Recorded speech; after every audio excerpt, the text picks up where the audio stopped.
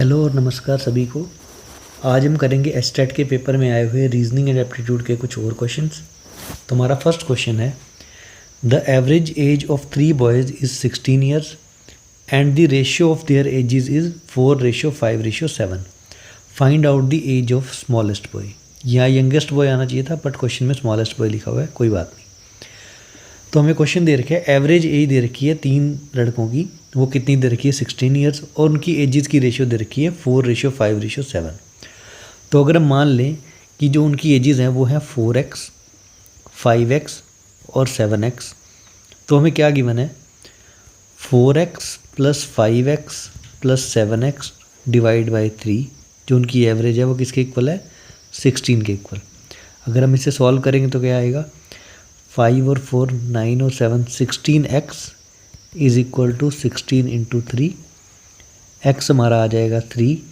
हमें यंगेस्ट की पूछी है तो क्या होगी 4x निकालना है हमें, तो क्या आ जाएगा 12, मतलब सी हमारा करेक्ट आंसर होगा। क्वेश्चन है वो वेन डायग्राम और परसेंटेज का मिक्स क्वेश्चन है। इसमें क्या गिवन है, in an examination 60% of students passed in English. कोई एक एग्जामिनेशन हुआ जिसमें 60% बच्चे जो थे वो इंग्लिश में पास हुए, एंड 70% पास्ड इन मैथ, 70% बच्चे मैथ में पास हुए। 20% student failed in both the subject, 20% बच्चे जो हैं वो दोनों में फेल हो गए। 2500 students passed in both subject, जो दोनों में पास हुए वो 2500 बच्चे थे। तो find out total number of student, तो टोटल नंबर ऑफ बच्चे कितने होंगे उस क्लास के अंदर। तो इस क्वेश्चन को करने के लिए सबसे पहले हम क्या करेंगे, वेन डायग्राम बनाएंगे। वो कैसे बनाएंगे, एक बॉक्स बना लिया हमने, ये वो क्लास है जो इस क्लास को डेजिग्नेट कर रहा है, वो बॉक्स है। अब सबसे पहले इसके अंदर एक सर्कल बनाएंगे। ये वो बच्चे हैं जो इंग्लिश में पास हो गए, इनकी क्वांटिटी कितनी है 60। फिर 70% बच्चे जो हैं वो मैथ में पास हो गए, तो एक दूसरा सर्कल जो है ये 70% बच्चे हैं जो मैथ में पास हो गए। अब 20% बच्चे वो हैं जो दोनों में फेल हो गए, मतलब इन दोनों से बाहर होंगे वो। अब हमें 2500 बच्चे दे रखे हैं जो दोनों सब्जेक्ट में फेल हो गए, दोनों सब्जेक्ट में पास हो गए। वो कौन से हैं, ये शेडेड रीजन वाले।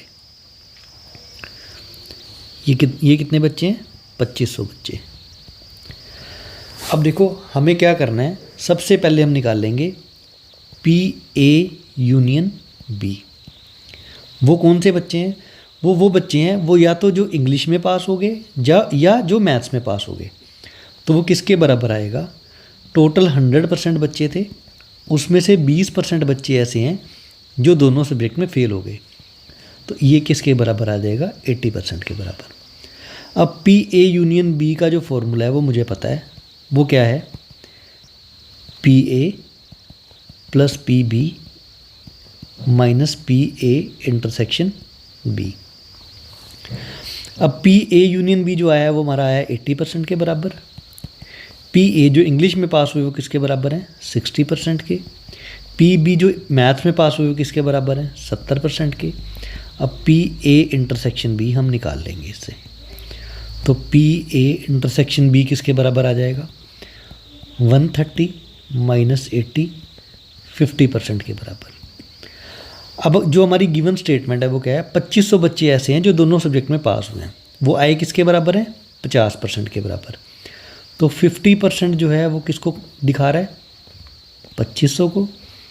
100% किसके बराबर आएगा, वो आएगा 2500 गुना में 2 5000। ऑप्शन डी मेरा करेक्ट आंसर होगा। हमारा नेक्स्ट क्वेश्चन है ब्लड रिलेशन से। उसमें क्या गिवन है, A is brother of B and C, D is mother of C, E is the father of A, then which statement is false. हमें क्या दे रखी हैं, कुछ स्टेटमेंट्स दे रखी हैं और उनके बेसिस पे हमसे ये नीचे चेक करने के लिए पूछा है कि कौन सी स्टेटमेंट इनमें से फॉल्स है। तो सबसे पहले ऐसे क्वेश्चन में हम क्या करेंगे, फैमिली ट्री बनाएंगे। फैमिली ट्री के अंदर कुछ हमारी साइन कन्वेंशन होती हैं, वो हम क्या लेते हैं, जो भी मेल कैंडिडेट है उसको हम लेके चलते हैं पॉजिटिव, जो भी फीमेल कैंडिडेट है उसको हम लेके चलते हैं नेगेटिव। ये हमारी साइन कन्वेंशन हम मान के चलते हैं कि ऐसा होगा। और जो भी हस्बैंड और वाइफ होंगे उसे हम शो करेंगे डबल हेडेड एरो के साथ। तो सबसे पहले जो हमारी स्टेटमेंट गिवन है उसे हम बनाते हैं, वो क्या है, A is brother of B and C। अब A जो है वो B और सी दोनों का ब्रदर है, तो ए का जो हमें सेक्स है वो पता लग गया, वो क्या है, मेल है, तो इसके ऊपर हम क्या लगा देंगे, पॉजिटिव। ठीक है, उसके बाद D is mother of C, D जो है वो मदर है किसकी, सी की, तो डी के ऊपर हम लगा देंगे negative sign. E is the father of A, E जो है वो फादर है ए का, तो इसके ऊपर हम लगा देंगे प्लस साइन। और अगर ये फादर है तो डी और ई जो हैं वो आपस में हस्बैंड वाइफ हो जाएंगे, इसको हम शो करेंगे डबल हेडेड एरो से। अब हम चेक करते हैं जो हमारी स्टेटमेंट्स हैं वो क्या है। हमने सी और बी के ऊपर कोई साइन नहीं लगाया क्योंकि हमें इसके सेक्स के बारे में पता ही नहीं है कि क्या है। तो सबसे पहली स्टेटमेंट चेक करते हैं, बी इज़ सन ऑफ ई, नहीं ये हम श्योरिटी से नहीं कह सकते, सन भी हो सकता है, डॉटर भी हो सकती है। चलो हम बाकी चेक करते हैं फिर देखते हैं। E is father of B, हाँ ये होगा, ई जो है वो फादर ऑफ बी होगा, ये करेक्ट है। E is husband of D, हाँ ये भी करेक्ट है। A is son of D, A son है डी का, ये भी करेक्ट है। तो हमारा जो ऑप्शन ए है वो इनकरेक्ट होगा, मतलब ए हमारा करेक्ट आंसर होगा।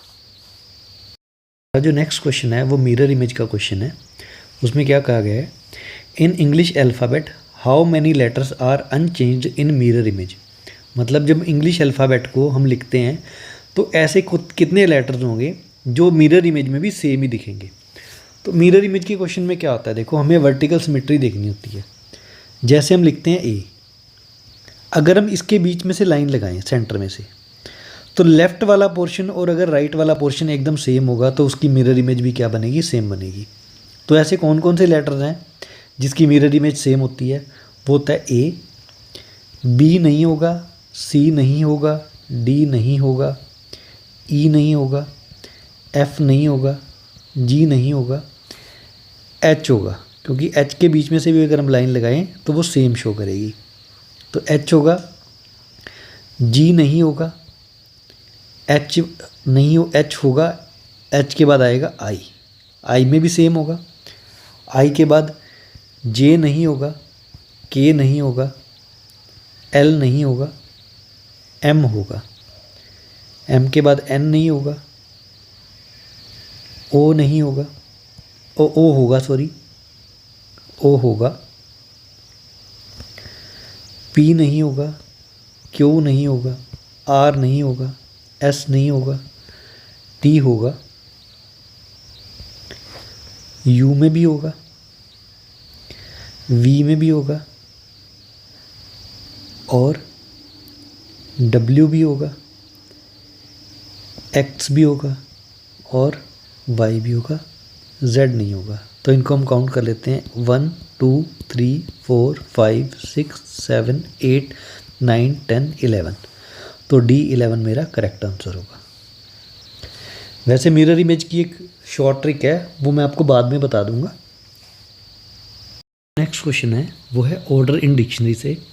इसमें क्या गिवन होता है, हमें 4 वर्ड्स गिवन होते हैं और उसमें से हमें पूछा जाता है कि उनके सीक्वेंस बताओ कि डिक्शनरी में वो कहाँ कहाँ आएंगे। तो ऐसे क्वेश्चन को करने का जो सबसे बेस्ट तरीका है वो होता है ऑप्शन से सॉल्व करने का। अब अगर हम देखें, हमें 4 वर्ड्स दे रखे हैं, क्रिटिकल, क्राइटेरियन, क्राइसिस और क्रिस्प। तो इनके जो पहले 3 लेटर हैं वो सेम है, CRI, CRI, CRI और CRI। तो हम उससे जो नेक्स्ट लेटर है वो देखेंगे तो वो आएगा S, और S कॉमन है थर्ड और फोर्थ में, और T है फर्स्ट और सेकंड में। मतलब इसका मतलब क्या है कि S हमारा जो पहले आता है T से, तो हमारा 1 और 2 में से आंसर नहीं हो सकता। तो 1 और 2 पहले नहीं आएंगे तो हमारा ऑप्शन बी हो गया इनकरेक्ट। उसके बाद हम चेक करेंगे कि ऑप्शन 3 और 4 में से कौन सा पहले आएगा। अब देखो, क्राइसिस में CRIS तक और क्रिस्प में CRIS तक सेम है। अब चेक करेंगे हम I और P में से कौन सा पहले आएगा। तो डिक्शनरी में I पहले आएगा, तो हमारा जो सबसे पहला ऑप्शन आएगा वो आएगा 3। तो इसका मतलब ऑप्शन हमारा जो D है वो भी नहीं हो सकता क्योंकि उसमें 4 लिखा हुआ है। अब हम A और C को कंपेयर करें तो A और C में फर्स्ट और फोर्थ सेम है। अब हमें चेक करना है 1 और 2 में से कौन सा पहले आएगा। तो क्रिटिकल में CRIT तक और क्राइटेरियन में CRIT तक सेम है। अब नेक्स्ट जो लेटर है वो है I और इसमें है E। तो E और I में से E पहले आएगा, तो मतलब 1 से पहले 2 आएगा तो ऑप्शन ए हमारा करेक्ट हो जाएगा। अगर आपको वीडियो अच्छी लगी हो तो चैनल को लाइक, सब्सक्राइब और शेयर करें।